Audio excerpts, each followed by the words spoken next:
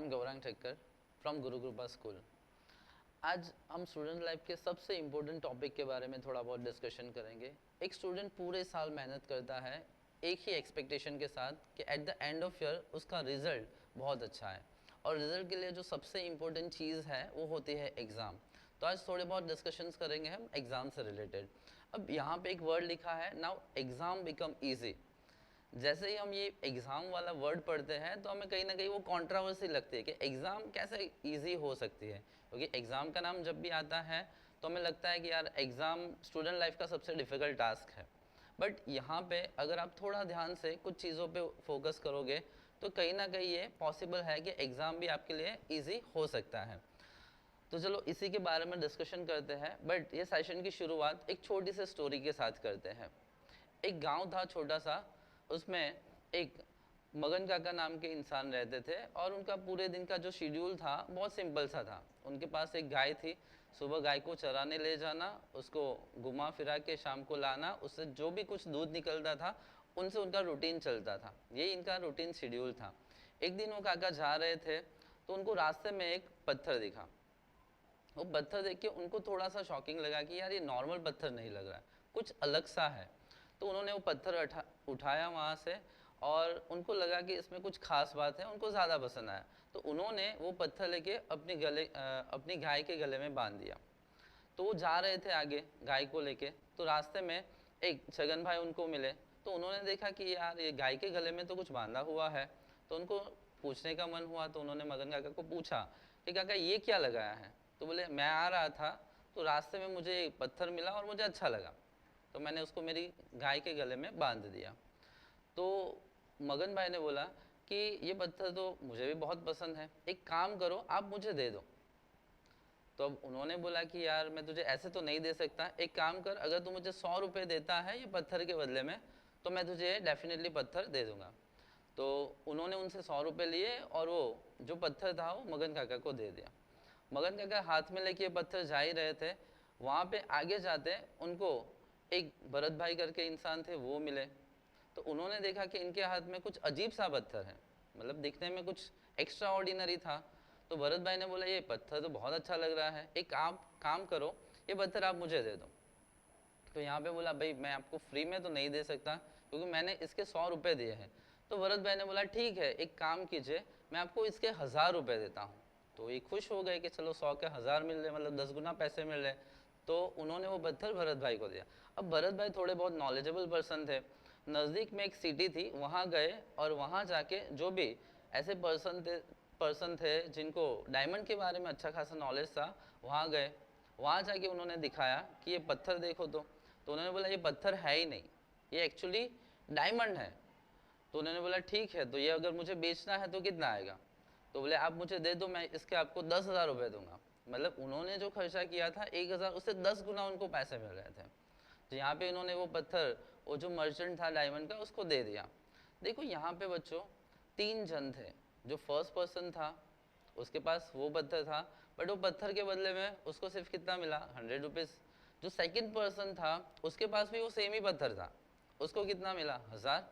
और जो third person था फाइनली जो मर्चेंट को सेल करके आया, उसके पास भी वो सेम ही पत्थर था, बट उसको कितना मिला, 10,000।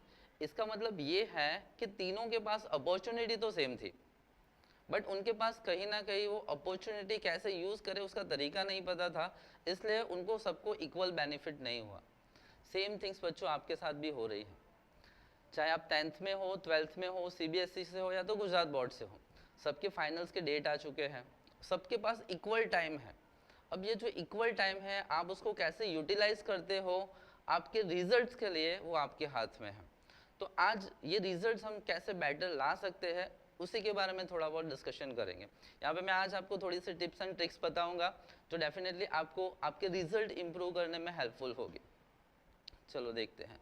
सबसे पहले यहाँ पे अगर देख पा रहे हो तो लिखा है TBS एंड TAS। इसका मतलब होता है think before study, and second है थिंक आफ्टर स्टडी।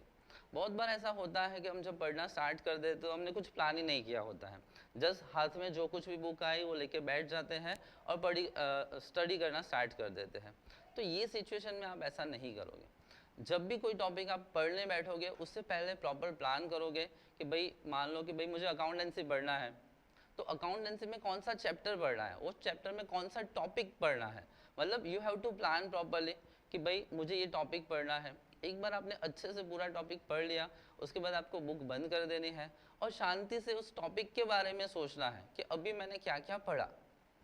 अगर ऐसा करोगे तो जो भी टॉपिक आपने पढ़ा है वो प्रॉपरली आपके दिमाग में बैठेगा। हाँ, अगर स्टडी के बाद आप उसको एक बार सोचते हो तब आपको ऐसी फीलिंग आती है कि नहीं इसमें कुछ ना कुछ मिसिंग है या तो कुछ रह गया है, तो टॉपिक वापस से एक बार पढ़ लो। इससे बेटरली और बहुत क्लियरली ये आपके दिमाग में बैठेगा। तो ये आपको याद रखना है कि जब भी आप पढ़ने बैठो तो दो फॉर्मूला आपको यूज करनी है, TBS and TAS, think before study and then think after study. Okay चलो, अब यहाँ पे हमें जो कुछ भी वर्क करना है वो कहीं ना कहीं हमारे ब्रेन से लेना है, मतलब जो कुछ भी हम पढ़ते हैं वो हमें याद रखना है। तो ब्रेन की थोड़ी सी सिस्टम समझते हैं।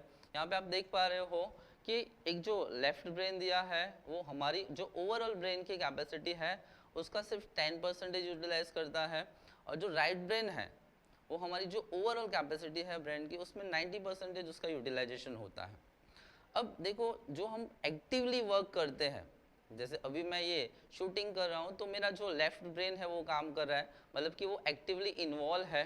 कुछ चीज़ें ऐसी होती है कि जैसे हम सो गए फिर भी होती है, जैसे कि हम सो जाते हैं फिर भी हमारी ब्रीथिंग सिस्टम प्रॉपरली काम करती है, तो ये वर्क है हमारा राइट ब्रेन का। मतलब आप समझ सकते हो कि राइट ब्रेन आपका कितना इम्पोर्टेंट पार्ट है। अगर आप राइट ब्रेन को यूटिलाइज करना सीख जाते हो कि इसको कैसे यूटिलाइज कर सकते हो, तो आप बेटर वे में आपकी जो भी स्टडी से रिलेटेड चीज़ें हैं वो सीख पाओगे। अब कुछ यहाँ पे टिप्स बता रहा हूँ रिलेटेड टू योर स्टडी। देखो, आपके पास हर एक चैप्टर में या तो हर एक सब्जेक्ट में जो स्टार्टिंग पेज होता है that is related with the index. जब भी at the end of year आपका सिलेबस कंप्लीट होता है तो आपको जो भी सब्जेक्ट करना है वहाँ पे एक स्टार्टिंग में इंडेक्स पेज दिया होता है। तो एक बार शांति से सारे चैप्टर्स आप देख लो, इसमें कौन कौन से चैप्टर्स हैं। जहाँ जहाँ आपको ऐसा लगता है कि ये चैप्टर मेरे लिए बहुत डिफ़िकल्ट है, वहाँ पे आप रेड मार्क लगा दो। उससे थोड़ा जो इजी लगता है वहाँ पे ग्रीन, और आपको बहुत इजी लगता है वहाँ पे आपको क्या करना है, येलो मार्क लगा देना है। अब इससे फ़ायदा ये होगा कि जब भी आप बुक खोलोगे तो जो येलो मार्क वाले हैं वो आपको सबसे लास्ट में करने, मतलब हो गया कि एग्ज़ाम का एक आध 2 दिन बाकी है और उस टाइम पे आप वो देखोगे। जो ग्रीन है उसको टाइम टू टाइम थोड़ा बहुत रिवाइज करते रहना है, और जो रेड वाले हैं जो आपको सबसे डिफ़िकल्ट लगते हैं उसके ऊपर सबसे ज़्यादा फोकस करना है। मतलब जब भी आपको टाइम मिलता है वो सब्जेक्ट से रिलेटेड तो वो चैप्टर्स आप पहले फोकस करोगे। इससे फ़ायदा ये होगा कि जो किया हुआ है और जो चीज़ें आपको अच्छे से आती है उसमें आपका ज़्यादा टाइम वेस्ट नहीं होगा। जो ऐसी चीज़ें हैं कि जो आपको थोड़ी बहुत दुखी कर रही है, मतलब रेड वाली, उसके ऊपर आप ज़्यादा टाइम स्पेंड करोगे तो वो चैप्टर को ज़्यादा क्लियरली कर पाओगे। अब यहाँ पे एक छोटा सा डिफरेंस है, हाउ टू डू रिवीजन। ज़्यादातर ऐसा होता है कि हमें री रीडिंग और रिवीजन इन दोनों का फ़र्क ही नहीं पता है। जस्ट फॉर एग्जांपल, ज़्यादातर बच्चे क्या करते हैं कि जो भी टॉपिक ऑलरेडी उन्होंने पहले पढ़ा हुआ है वो वापस पढ़ना स्टार्ट करते हैं और उसी को नाम देते हैं रिवीजन। एक्चुअली ये रिवीजन है ही नहीं, इट इज़ री रीडिंग। एक बार आपने पढ़ लिया है वापस से वही चीज़ आप पढ़ रहे हो, इसका मतलब आप क्या कर रहे हो कि जो पढ़ा हुआ है वापस से पढ़ो, दैट इज कॉल्ड रीडिंग और अ री रीडिंग। ओके, रिवीजन का मतलब अगर आपको प्रॉपरली इसको समझो, रिवीजन, विजन का मतलब होता है विजुलाइज करना। जो टॉपिक आपके बहुत क्लियरली हो गए हैं, बहुत अच्छे से आपने पढ़ लिए हैं, उसको बाद में आपको क्या करना है, पढ़ना नहीं है।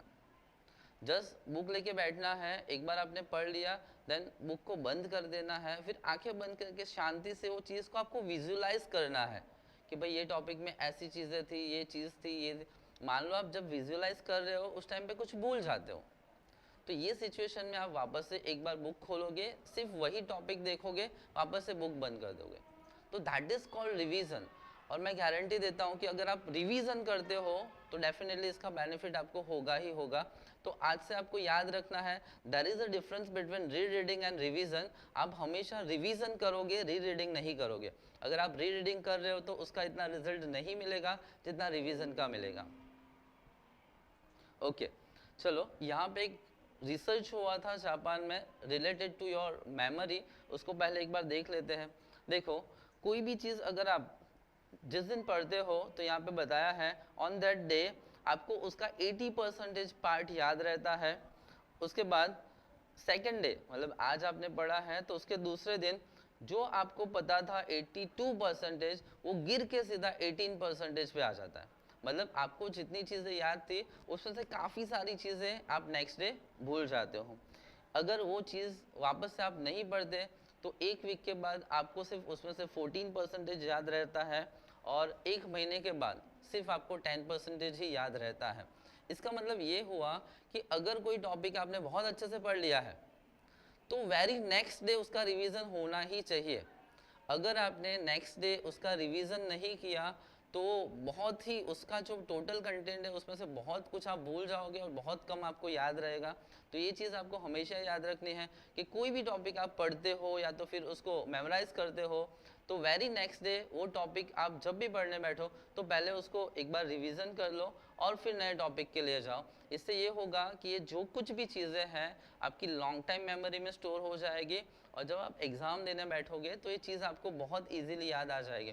ज़्यादातर बच्चे कहते हैं कि यार ये तो मैंने टॉपिक बहुत अच्छे से पढ़ा था बट एग्ज़ाम में मुझे याद ही नहीं आया। अब उसका सबसे बड़ा रीज़न यही है कि एक बार हमने जो टॉपिक पढ़ लिया है उसको वापस से हम रिवीजन करते ही नहीं और एग्ज़ाम मान लो 15 दिन या 1 महीना बाकी है एग्ज़ाम के, फिर एग्ज़ाम में हम उसको रिकॉल करने की कोशिश करते हैं और उसमें हम फेल हो जाते हैं। तो आज से आपको याद रखना है कि जो कुछ भी टॉपिक आपने पढ़ा है सीखा है वेरी नेक्स्ट डे उसका कंपलसरी रिवीजन होना ही चाहिए।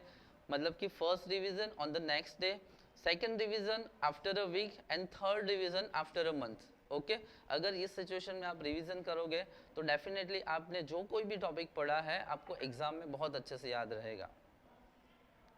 अब कुछ यहाँ पे मैं आपको टिप्स बता रहा हूँ जो आपको पढ़ने के वक्त मतलब जब भी आप स्टडी करने बैठो तो उस टाइम पे आपको फॉलो करनी है।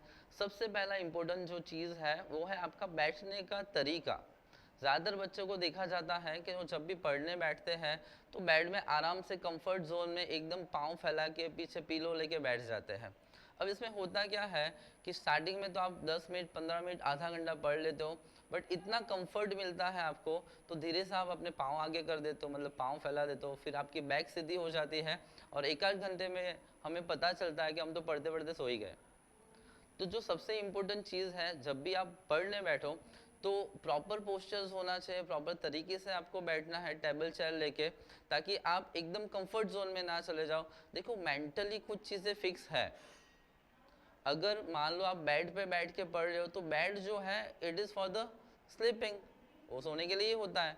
तो कहीं ना कहीं आपका सबकॉन्शियस माइंड एक्टिवेट हो जाता है कि अब तो तेरा सोने का टाइम हो गया। तो ये सिचुएशन में आप पढ़ना भी चाहोगे तो भी आपका जो सबकॉन्शियस माइंड है आपको सपोर्ट नहीं करेगा। तो बेटर है कि जब भी आप पढ़ने बैठो तो टेबल चेयर लेके बैठो, प्रॉपर मैनर में बैठो, प्रॉपर तरीके से बैठो ताकि आप लंबे टाइम तक पढ़ सको। सेकेंड थिंग जो आपको फॉलो करनी है वो ये है कि जब भी आप पढ़ने बैठो तो आपके साथ एक पानी की बोतल लेके बैठो, क्योंकि हमें पता है कि हमारे बॉडी में मेजर पार्ट पानी का होता है। तो जब भी आप पानी पीते हो तो अपने आप को ज़्यादा रिफ़्रेश फील करते हो और रिफ़्रेशिंग की वजह से आपका ब्रेन ज़्यादा कॉन्शियसली और ज़्यादा एक्टिवली वर्क कर पाता है। तो थोड़े थोड़े टाइम में अगर आप पानी पीते रहोगे तो आपका जो काम करने का आवर्स है वो बढ़ जाएगा। थर्ड थिंग इज़ दैट कि ज़्यादातर बच्चे जंक फूड में ज़्यादा बिलीव करते हैं क्योंकि वो ज़्यादा टेस्टी और ज़्यादा पसंद होता है। बट एग्ज़ाम के दौरान आपको ये सारी चीज़ें अवॉइड करनी है। आपको बहुत ही हेल्दी चीज़ें खानी है, जैसे फ्रूट्स हो गए या तो फिर जो घर का खाना है वो हो गया। मतलब जो घर में अवेलेबल है, जो घर में ही बनता है नॉर्मल रूटीन में, वो चीज़ ज़्यादा खाओगे। अगर आप ज़्यादा जंक फूड खाते हो तो उसकी वजह से भी कहीं ना कहीं आपकी बॉडी को जितने न्यूट्रिशंस मिलने चाहिए, जितने प्रोटीन्स मिलने चाहिए वो नहीं मिलते। और अगर आपकी बॉडी फिट नहीं है तो किसी भी सिचुएशन में आपका ब्रेन फिट नहीं ही रहेगा। और अगर आपका ब्रेन फिट नहीं है तो कभी भी आप कितनी भी कोशिश कर लो आप कोई भी चीज़ लॉन्ग टाइम तक याद नहीं रख पाओगे। तो ड्यूरिंग द एग्ज़ाम टाइम या तो फिर एग्ज़ाम के 1-1.5 महीने पहले हो सके तो आपको बाहर का कुछ भी खाना नहीं है, सारी चीज़ें जो बाहर की अवेलेबल्स है वो आप टोटली अवॉइड करोगे। तीसरी चीज़, जब भी आप पढ़ने बैठते हो तो आपके आजू बाजू में प्रॉपर लाइटिंग होनी चाहिए। कुछ बच्चे प्रॉपर लाइटिंग नहीं होती, थोड़ा बहुत अंधेरा होता है फिर भी पढ़ने बैठ जाते हैं, तो ये सिचुएशन में आप पूरी तरह से आपकी स्टडी पे फोकस नहीं कर पाओगे।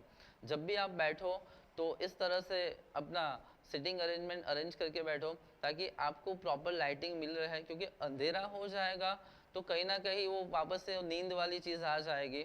तो जब भी आप पढ़ने बैठते हो तो वहाँ पे जो लाइटिंग है वो प्रॉपरली होनी चाहिए, और हो सके तो लाइट आपको इस तरह से अरेंज करनी है कि डायरेक्ट आपकी आंखों में ना जाए, बैक साइड से लाइट आ रही है आपकी बुक्स के ऊपर या तो जो भी आप वर्क कर रहे हो उसके ऊपर।